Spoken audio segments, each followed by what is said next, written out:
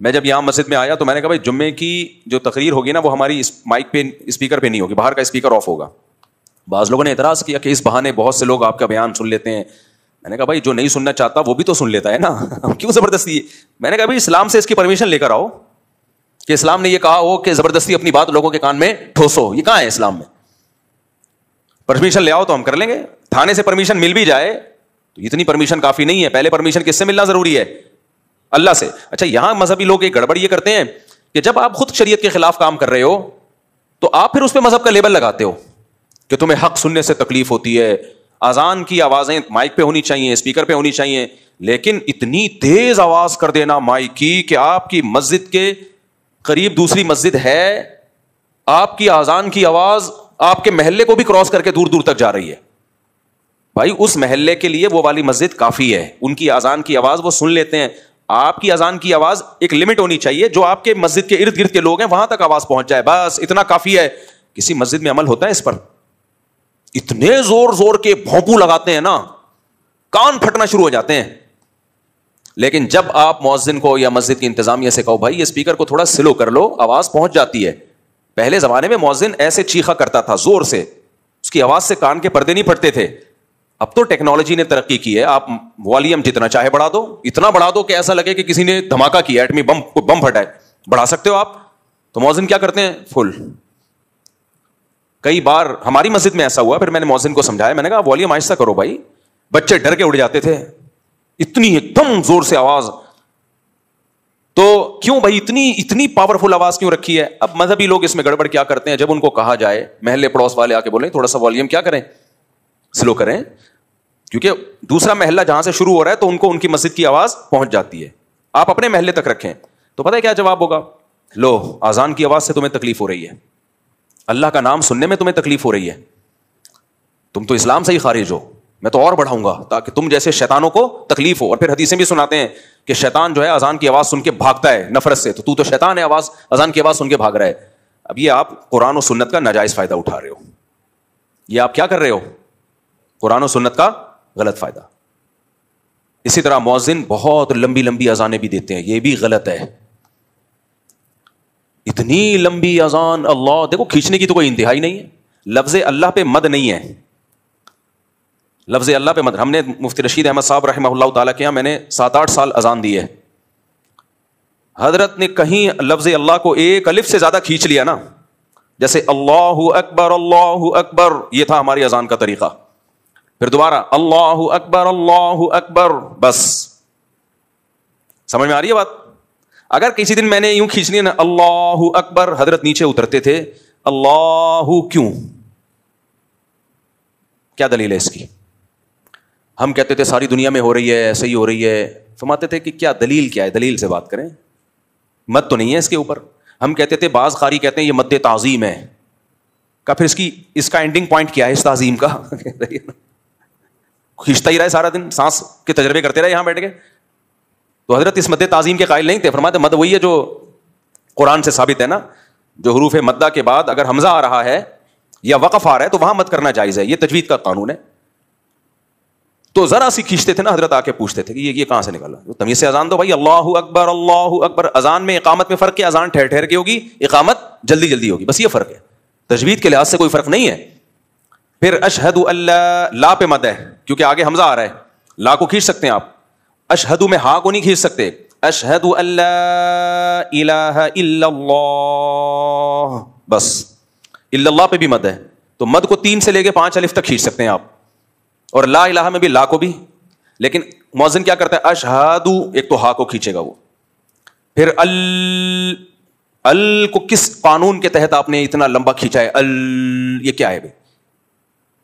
لا الہ میں لا کو ایسا کھینچے گا کہ اپنی وہ پھیپھڑوں کی طاقت بیان کر رہا ہوتا ہے کہ میرے جو لنگس ہیں وہ بھی جوان ہیں, وہ بوڑھے نہیں ہوئے. پھر الہ میں, الہ پہ مد نہیں ہے لیکن وہ الہ, اور لوگ بھی کہتے ہیں کیا سر لگائی ہے یار اس نے, الہ کھینچے جا رہا ہے. کوئی پوچھنے والا نہیں ہے کہ اس کا اذان کتنے ڈیوریشن کتنا ہونا چاہیے بھائی اس کا. کہتے ہیں جتنی میری لنگس میں طاقت ہے اتنا ڈیوریشن ہونا چاہیے. یہ نہیں ہے. اذان بھی عربی کے قواعد کے مطابق ہوگی, اس کی بھی ایک لمٹ ہے. یہ نہیں کہ مؤذن پہ چھوڑ دیں آپ مائک تیرے ہاتھ میں, اب تو اپنے لنگس کی پاور دکھا کتنی طاقت ہے تیرے اندر. ایسے تو بھائی وہ پھر احترام تھوڑی ہوگا اذان کا. خواتین ہمارے سروں پہ دوپٹہ لے لیتی ہیں اذان کے وقت, اچھی بات ہے. میں نے جم میں لوگوں کو دیکھا ایکسرسائز چھوڑ دیتے ہیں, یار اذان ہو رہی ہے, لیکن مؤذن ان کے اس ادب کا ناجائز فائدہ اٹھاتا ہے اور کھینچتا رہتا ہے, اتنا کھینچتا ہے وہ لوگ کہتے ہیں یار تو ادھر ہی نکل گئے ہمارے. کیوں لوگوں کو آزمائش میں ڈال رہے ہو بھائی؟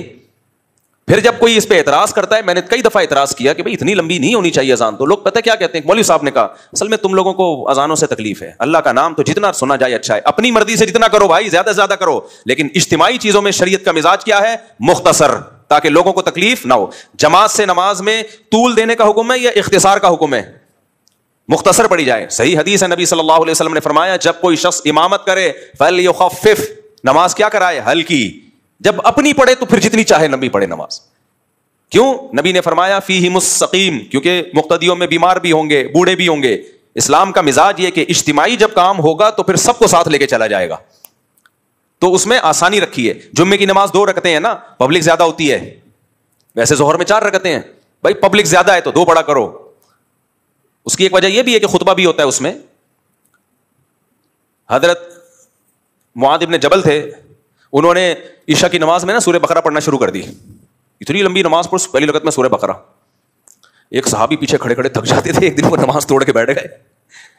تو حضرت معاذ ابن جبل نے ان کو ڈانٹا, ان کو بولا کہ تم منافق ہو گئے ہو, نماز سے تمہیں معاذ اللہ کوئی نفرت ہو گئی ہے اور نماز توڑ کے بیٹھ گئے, تم سے لمبی نماز نہیں پڑھی جا رہی. تو قرآن کیا کہتا ہے, منافقین نماز سستی سے پڑھتے ہیں, قرآن کے الفاظ ہیں.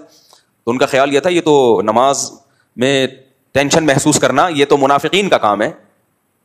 تو ان صحابی نے جا کے نبی کو شکایت لگائی, صحیح حدیث ہے یہ, کہ یا رسول اللہ میں اتنی لمبی نماز پڑھا رہے تھے, مجھ سے نہیں پڑھی گئی. تو آپ نے ان صحابی کو نہیں ڈانٹا اور ان کو یہ نہیں کہا تم واقعی منافق ہو. حضرت معاذ کو اتنا سخت آپ نے تنبیہ کی, افتان انت یا معاذ, اے معاذ تم لوگوں کو فتنوں میں آزمائش میں ڈال رہے ہو, اور ان کو امامت سے معزول کر دیا کچھ وقت کے لیے. کیوں بھائی؟ اجتماعی کام ہے, سب کو لے کے چلنا ہے اس میں. دیکھو نبی صلی اللہ علیہ وسلم نے فرمایا مجھے اگر میری خواہش تھی کہ عشاء کی نماز کو تاخیر سے پڑھا جائے, 1/3 رات تک اس میں تاخیر کی جائے, لیکن امت پہ مشقت کا خوف ہے, اتنی دیر تک لوگوں کے لیے جاگنا مشکل, اس لیے جلدی پڑھنے کا حکم دیا. کیوں؟ اپنی طور پہ پڑھ لو بھائی, آپ اپنے طور پہ آپ پڑھ لیں. تو دوسرا اصول ہے, وہ اصول فقہ کا قرآن و سنت ہی سے اخذ کیا گیا ہے کہ جب کسی مسئلے میں ابتلا زیادہ ہوتا ہے تو اس میں خود بخود آسانی ہو جاتی ہے. ہم جو کہتے ہیں نا جھینگا کھانا جائز نہیں ہے, لیکن کچھ ممالک ایسے ہیں جہاں حنفی رہتے ہیں لیکن ان کی صدیوں سے کھاتے آ رہے ہیں, وہاں ان کو اس اختلاف کا فائدہ دیا جاتا ہے کہ اب بھائی ان سے چھڑوانا بہت مشکل ہے, چلو یار اختلافی مسئلہ ہے, چلو بھائی ٹھیک ہے, بجائے اس کے کہ حرام کہہ کے وہ سب ساری قوم تھوڑی حرام کھائے گی, تو گنجائش اختلاف سے یہ فائدہ ہوتا ہے. تو جب بھی کوئی معاملہ اجتماعی نوعیت کا ہوتا ہے تو شریعت کا مزاج کیا ہے کہ اس میں آسانی پیدا کی جائے. آپ نے فرمایا اپنی نماز جتنی چاہو مختصر پڑھو, لمبی پڑھو. اب اپنی تو ٹک ٹک ٹک کر کے چل رہی ہوتی ہے اور نماز میں لمبی گھسیٹ رہے ہیں. اچھا, بعض اماموں نے ایک اور کام شروع کیا ہے, اس پہ کلپ بنا لیا کریں, اچھے اچھے ٹاپک ہیں یہ. میں دیکھ رہا ہوں تو ہمارے چینل سے کوئی ڈھنگ کا کلپ نہیں آ رہا ہوتا, دوسرے دے دنادن نکال کے چلا رہے ہوتے ہیں. ایک اور اہم چیز ہے یہ ائمہ کرام کے سمجھنے کی. بعض امام یہ کرتے ہیں کہ پورے سال نماز میں اپنا قرآن دہراتے ہیں, یہ بھی غلط ہے. آپ اپنا قرآن الگ سے دہرا لو. کہتے ہیں ہم فجر میں شروع کریں گے الحمد سے لے کے پھر الف لام میم اور پھر پورا پڑھتے پڑھتے پڑھتے پڑھتے پڑھتے وہ کہتے ہیں پورے سال میں ہمارا نمازوں میں قرآن ختم ہو گیا. بھائی آپ پبلک کو اس کے لیے تختہ مشق نہ بنائیں, پبلک کو سنت قرات جو عام معمول ہے نبی صلی اللہ علیہ وسلم کا, جس کی صحابہ اور احادیث سے تاکید ہے. اجتماعی نظم میں اپنا نہ دیکھیں کہ میں نے اپنا قرآن دہرانا ہے. اجتماعی نظم میں آپ نے پبلک کی رعایت کرنی ہے, اور پبلک کی رعایت سنت قرات میں ہے. فجر میں طوال مفصل یہ سنت ہے, سورہ حجرات سے لے کے سورہ بروج تک, اور پھر ظہر میں بھی طوال مفصل, اور مغرب میں قصار مفصل یعنی سورہ بینہ سے لے کے سورہ ناس تک یہ صورتیں پڑھیں, اور عصر اور عشاء میں اوساط مفصل یعنی سورہ بروج سے لے کے سورہ بینہ تک. علماء کو پتہ ہے اس کی کیا تفصیل ہے. تو ایک بیلنس نماز ہوگی.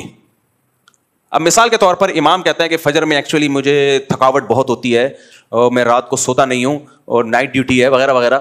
کوئی کہیں پڑھانے جاتے ہیں مدرسے میں, کوئی نائٹ ڈیوٹی, کوئی چوکیداری ہو سکتی ہے, بعض دفعہ ہوتا ہے امام ہوتا ہے چوکیدار بھی ہوتا ہے, تو نائٹ ڈیوٹی ہے, کوئی بھی وجہ ہو, یا مجھے نیند نہیں آتی رات کو, تو فجر میں پڑھاؤں گا انا اعطیناک الکوثر, اور دوسری رکعت میں قل ھو اللہ احد, یہ پڑھایا کروں گا میں. اب لوگ آ رہے ہیں بھائی فجر میں تو طویل صورتیں پڑھنا سنت ہے, سورہ مزمل پڑھیں آپ, سورہ ملک پڑھیں, سورہ نون قلم پڑھیں, طویل صورتیں فجر میں پڑھنا سنت ہے. صحیح حدیث ہے حضرت عائشہ کی کہ بھائی فجر کی 2 رکعتیں ہیں ہی اس لیے کہ ان میں قرات زیادہ لمبی ہے. قرات اس میں کیا ہے, لمبی قرات کا حکم ہے.